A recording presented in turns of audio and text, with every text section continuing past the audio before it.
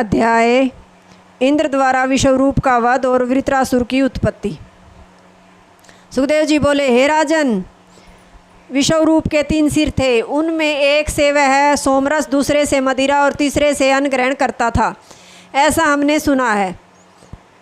एक समय जब यज्ञ आरंभ हुआ तब उसने ऊंचे स्वर से मंत्र पढ़कर देवताओं को भाग दिया और अपनी माता के स्नेहवश धीरे से मंत्र बोलकर मातृपक्षीय असुरों को भी भाग दे दिया। उसके इस कपटपूर्ण कार्य से इंद्र बड़े भयभीत हुए और उन्होंने क्रुद्ध होकर उसके 3 सिर काट डाले। उससे कबूतर, चटक और तीतर ये 3 पक्षी उत्पन्न हुए। यद्यपि इंद्र ब्रह्म हत्या के निवारण में समर्थ थे, फिर भी उन्होंने अंजलि बांधकर उसे स्वीकार कर लिया एवं 1 वर्ष तक उससे मुक्त होने का कोई उपाय नहीं किया।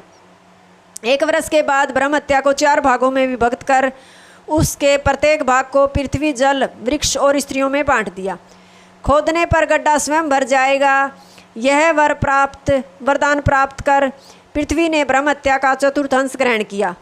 पृथ्वी में ऊसर के रूप में ब्रह्म हत्या देखी जाती है, अतः ऊसर में अध्ययन आदि शुभ कर्म निषिद्ध बताए गए हैं। कटने पर पुनः जम जाने का वरदान प्राप्त कर वृक्षों ने ब्रह्म हत्या का 4th अंश ग्रहण किया। वृक्षों में गोंद के रूप में ब्रह्म हत्या देखी जाती है। स्त्रियों ने ब्रह्म हत्या का 4th अंश ग्रहण किया। उनमें प्रतिमास ऋतु धर्म के रूप में ब्रह्म हत्या देखी जाती है, अतः उस अवस्था में उनका संपर्क निषिद्ध है। ऋतुकाल में प्रथम दिन स्त्री चंडाली कही जाती है, द्वितीय दिन ब्रह्मघातिनी और तृतीय दिन धोबिन कही जाती है। 4th दिन में वह शुद्ध होती है, किंतु उस दिन भी भोजन आदि का निर्माण नहीं कर सकती। पूर्वोक्त 3 दिनों तक उसे स्वयं भी किसी के सामने न निकलना चाहिए, अन्यथा उसकी संतान लूली, लंगड़ी, अंधी, कोढ़ी, गूंगी और दुराचारी होती है तथा कालांतर में उसका पति से वियोग भी हो सकता है। अतः प्रत्येक स्त्री को इस नियम का पालन करना चाहिए। दुग्ध आदि द्रव्य में मिलाने से उसकी वृद्धि हो जाएगी। यह वरदान प्राप्त कर जल ने ब्रह्म हत्या का 4th अंश ग्रहण किया। उसमें फेन, बुद्ध रूप से ब्रह्म हत्या दिखाई पड़ती है, अतः फेन आदि को हटाकर ही जल ग्रहण करना चाहिए।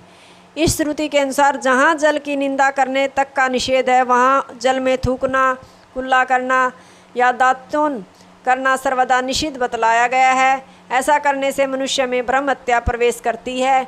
विश्वरूप की मृत्यु के बाद उनके पिता त्वष्टा अत्यंत दुखी हुए। उन्होंने एक ऋचा पढ़कर उससे इंद्र के नाशार्थ शत्रु की उत्पत्ति के लिए दक्षिणाग्नि में आहुति डाली। उससे तत्क्षण यज्ञ कुंड से एक बड़ा भयानक असुर उत्पन्न हुआ। वह प्रतिदिन ईशी का लांगल कील के समान बढ़ता था। उसका रंग, रूप और आकृति इतनी भयानक थी कि उसे देख सब लोग मारे भय के इधर उधर भागने लगे, जिसकी तमोमयी मूर्ति से सब लोकों में अंधेरा छा गया।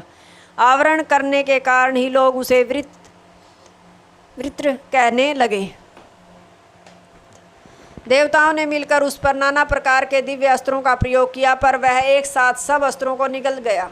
यह देखकर देवता घबरा उठे और सब मिलकर भगवान की शरण में गए। वहाँ उन्होंने 7 श्लोकों से भगवान की स्तुति करते हुए कहा, जिन्होंने मत्स्य रूप धारण कर सत्यव्रत मनु की रक्षा की, प्रलयकालीन जल में ब्रह्मा की रक्षा की, युग युग में सर्वदा जो हमारी रक्षा करते आ रहे हैं, वही भगवान आज इस भीष्म वृत्रासुर से भी हमारी रक्षा करें, हम उनकी शरण में हैं। इस स्तुति से प्रसन्न होकर भगवान ने उन्हें दर्शन दिया और कहा, हे इंद्र, घबराओ नहीं, तुम लोगों का कल्याण हो। अब विलम्ब मत करो, महर्षि दधीचि के समीप जाकर उनके शरीर की याचना करो। वह तप आदि से अत्यंत सुदृढ़ हैं। दधीचि शुद्ध ब्रह्म के ज्ञाता हैं। उन्होंने अश्विनी कुमारों को असव सिर से इस ब्रह्म का उपदेश दिया था। इस कारण इस ब्रह्म का दूसरा नाम असव सिर भी पड़ा। इसके उपदेश से अश्विनी कुमार जीवन मुक्त हो गए थे। असव सिर, इस विषय में एक छोटी सी कथा है। दधीचि ब्रह्म विद्या के पूर्व ज्ञाता हैं। यह जानकर एक समय अश्विनी कुमार उनके समीप गए और उनसे कहा, ब्राह्मण, आप हमें ब्रह्म विद्या का उपदेश करें। दधीची ने कहा, इस समय मैं कुछ कार्य में व्यस्त हूँ, फिर किसी समय आना। यह सुनकर अश्विनी कुमार चले गए। उनके चले जाने पर इंद्र ने आकर दधीची से कहा, मुने, अश्विनी कुमार वैद्य हैं, उन्हें आप ब्रह्म विद्या का उपदेश न करें। यदि आप मेरे कथन की अवहेलना कर उन्हें उपदेश करेंगे तो मैं आपका सिर काट डालूंगा। यह कहकर इंद्र चले गए। थोड़ी देर बाद अश्विनी कुमारों ने आकर मुनि से फिर वही प्रार्थना की। मुनि द्वारा इंद्र का वृत्तांत सुनाने पर अश्विनी कुमारों ने कहा, हे मुनिवर, यदि ऐसी बात है तो हम पहले ही आपका यह सिर काटकर घोड़े का सिर लगा देते हैं। आप इसी से हमें ब्रह्म विद्या का उपदेश दें। जब इंद्र आपके घोड़े का सिर काट देंगे तो हम आपके धड़ से गुरु दक्षिणा के रूप में पुनः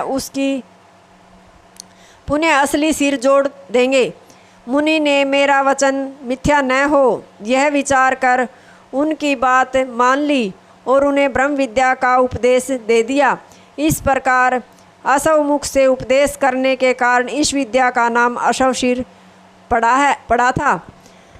अथर्ववेदी दधीची ने मेरे स्वरूप भूत इस अभेद्य नारायण कवच का उपदेश त्वष्टा को किया था। त्वष्टा ने विषव रूप को और विषव रूप से तुम्हें प्राप्त हुआ।